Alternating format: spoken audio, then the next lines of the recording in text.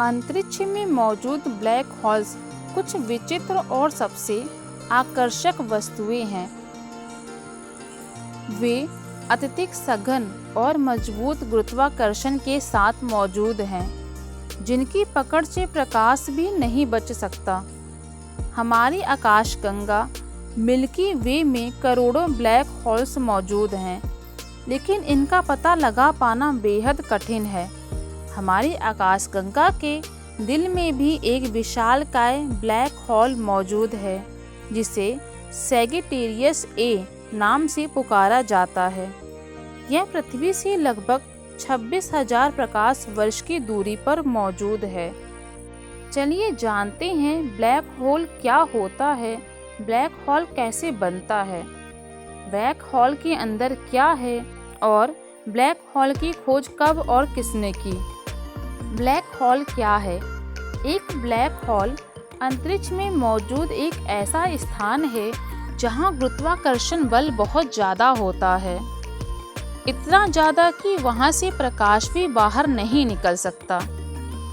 Black hole में गुरुत्वाकर्षण इतना शक्तिशाली होता है कि यदि कोई तारा, ग्रह या अंतरिक्ष यान इसके नज़दीक आता है तो वह उसे अपने अंदर खींच लेगा और एक पुट्टी की तरह संकुचित कर देगा।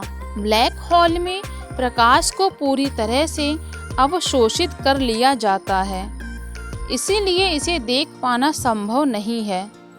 ब्लैक होल अदृश्य होते हैं, जिन्हें विशेष टूल्स के साथ टेलीस्कोप के जरिए खोजा जा सकता है। ये विशेष टूल्स दिखाते हैं कि ब्लैक होल के सबसे नज़दीक तारे कैसे दूसरे तारों की अपेक्षा अलग से कार्य कर रहे हैं। आखिर ब्लैक होल कितने बड़े होते हैं?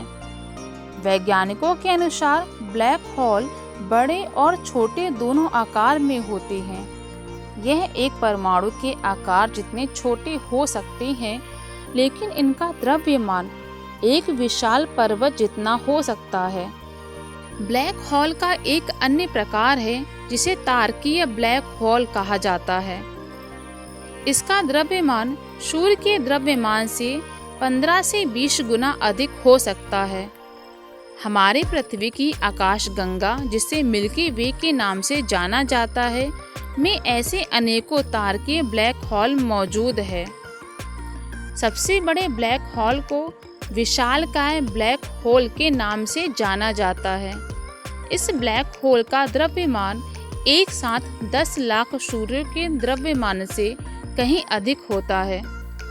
वैज्ञानिकों को इस बात के सबूत मिले हैं कि प्रत्येक बड़ी आकाशगंगा के केंद्र में एक विशालकाय ब्लैक होल मौजूद है। हमारी आकाशगंगा मिल्की वे के केंद्र में मौजूद ब्लैक होल को सैजिटेरियस ए मतलब धनु ए नाम दिया गया है। इसका द्रव्यमान 40 लाख सूर्यों के द्रव्यमान के बराबर हो सकता है। यह इतना विशाल है कि यदि इसे किसी बड़े बॉल के अंदर फिट किया जाए तो यह कई लाख पृथ्वी को होल्ड कर सकता है। आकार के आधार पर ब्लैक होल को 4 श्रेणियों में वर्गीकृत किया गया है: तारकीय ब्लैक होल, मध्यवर्ती ब्लैक होल, विशालकाय ब्लैक होल और सूक्ष्म रूपी ब्लैक होल। चलिए जानते हैं ब्लैक होल बनते कैसे हैं। ब्लैक होल नाम 2 शब्दों का योग है, ब्लैक और होल। चलिए ब्लैक से शुरू करते हैं। एक ब्लैक होल को ब्लैक इसलिए कहा जाता है क्योंकि इसके गुरुत्वाकर्षण से कुछ भी बच नहीं सकता, यहाँ तक कि प्रकाश भी नहीं। जितना अधिक द्रव्यमान होगा उतना ही अधिक गुरुत्वाकर्षण होगा। भले ही प्रकाश तेज गति से यात्रा करता हो, लेकिन ब्लैक होल के गुरुत्वाकर्षण के लिए इसका कोई मुकाबला नहीं है। अब जानते हैं इसे होल क्यों कहा जाता है। असल में ब्लैक होल के लिए होल शब्द थोड़ा गुमराह करने वाला है। वे एक होल की तरह इसलिए दिखते हैं क्योंकि वे प्रकाश उत्पन्न नहीं करते। एक ब्लैक होल कभी खाली नहीं होता, वास्तव में इसमें एक सिंगल पॉइंट के अंदर बहुत सारा पदार्थ संघनित होता है। इस पॉइंट को सिंग्युलरिटी के नाम से जाना जाता है। वैज्ञानिकों के अनुसार छोटे ब्लैक होल का मतलब ब्रह्मांड बनने की शुरुआत के साथ से ही हो गया था।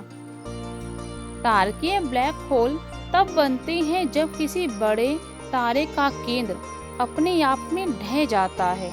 अत्यधिक गुरुत्वाकर्षण के कारण बड़े तारे अपने ईंधन को बहुत तेजी से दहन करते हैं, जो इनके केंद्र को अधिक गर्म और सघन बना देता है।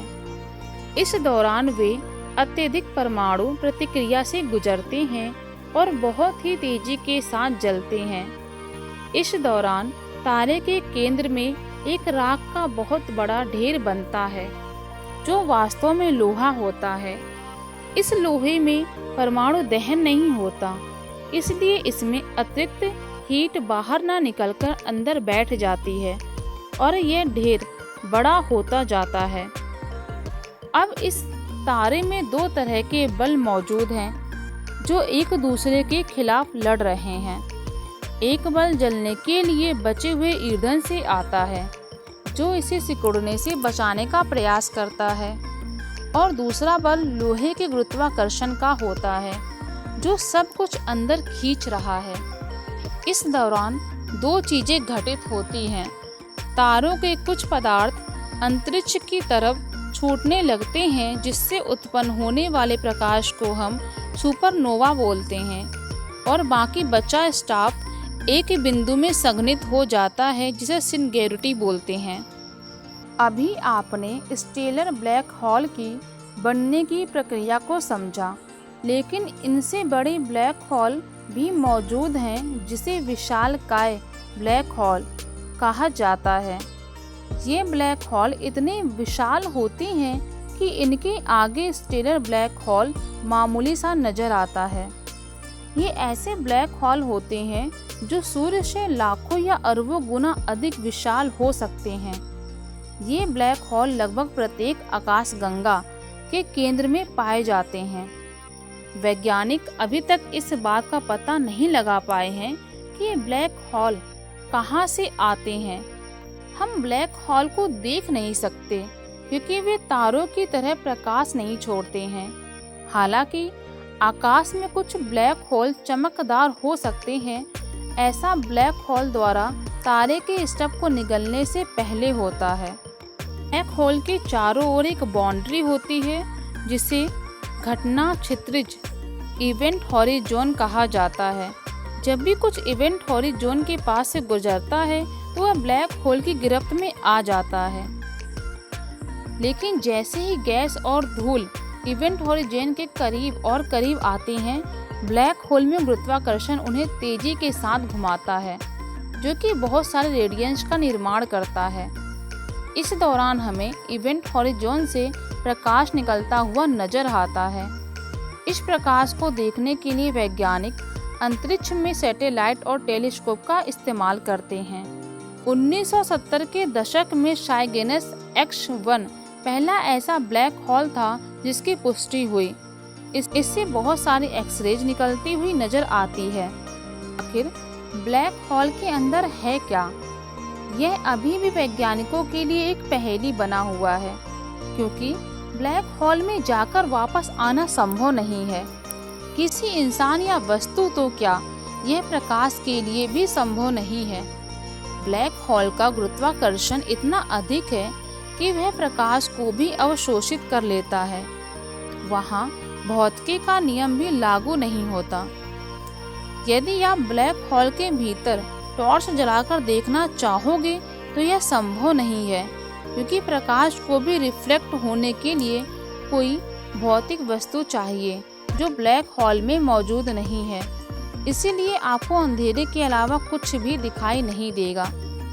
जब आप ब्लैक होल के नज़दीक जाएंगे तो पहले चरण में आप उसके घटना क्षितिज इवेंट हॉरिजॉन को पार कर जाएंगे। इस दौरान तीव्र गुरुत्वाकर्षण के कारण आपकी घड़ी धीमी चलने लगेगी।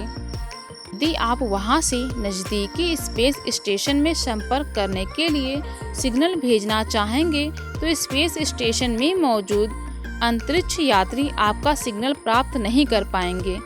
उन्हें यह सिग्नल रेड शिफ्टेड नज़र आएगा, लेकिन आपके लिए सब सामान्य होगा और आप ब्लैक होल में आगे की तरफ बढ़ते जाएंगे। जैसे आप सिंगुलैरिटी के नज़दीक पहुंचेंगे तो आपकी घड़ी लगभग रुक जाएगी और आप एक्स-रे और गामा किरणों के संपर्क में आएंगे, जहां आप जलकर नष्ट हो जाएंगे। यदि आप वहां से बच भी जाते हैं तो टाइडल फोर्स के कारण आपके शरीर के कई टुकड़े हो जाएंगे। हालांकि आप सिंगुलैरिटी तक कभी भी नहीं पहुंच पाएंगे, लेकिन फिर भी अगर आप पहुंच जाते हैं तो आपको वहां रेडिएशन के अलावा कुछ भी नजर नहीं आएगा, क्योंकि सारा पदार्थ शक्तिशाली गुरुत्वाकर्षण की वजह से टूटकर अत्यंत उच्च तापमान के कारण रेडिएशन में बदल जाता है। उम्मीद करते हैं कि आपको ब्लैक होल के बारे में यह जानकारी समझ में आ गई होगी। वीडियो पसंद आए तो प्लीज़ चैनल को लाइक एंड सब्सक्राइब जरूर कर दें। धन्यवाद।